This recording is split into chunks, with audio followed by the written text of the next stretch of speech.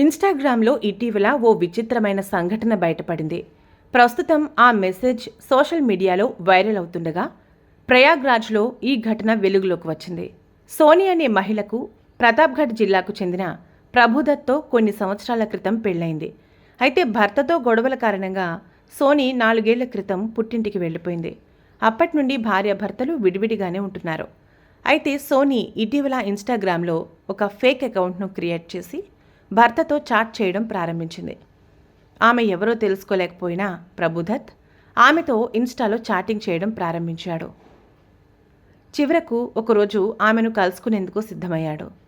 ఇంతలో సోని భర్తని ప్రయాగ్రాజ్లోని ఓ దేవాలయానికి రమ్మని మెసేజ్ చేసింది. మొహం కనబడకుండా స్కార్ఫ్ కట్టుకుని కళ్లద్దాలు పెట్టుకుని అక్కడకు వెళ్ళింది. ఆమెను గుర్తుపట్టలేకపోయిన ప్రభుదత్ ఆమెతో చాట్ ప్రారంభించారు. ఇంతలో సోని స్కార్ఫ్ తొలగించడంతో ఒక్కసారిగా కంగుతిన్నాడు. ఇదంతా సోని కుటుంబ సభ్యులు దూరంగా ఉండి గమనించారు. దీంతో భార్యాభర్తల నడుమ మరోసారి వాగ్వాదం చోటు చేసుకోగా ఆమెపై చేయి చేసుకున్నాడు ప్రభుదత్. వెంటనే సోని కుటుంబ సభ్యులు అతన్ని పోలీసులకు అప్పగించి కంప్లైంట్ చేశారు. ఇదే కాదండి, ఇప్పుడు సోషల్ మీడియా పుణ్యమా అని ఇన్స్టాగ్రామ్లో ఇలాంటి వింత వింత సంఘటనలు వెలుగులోకి వస్తున్నాయి.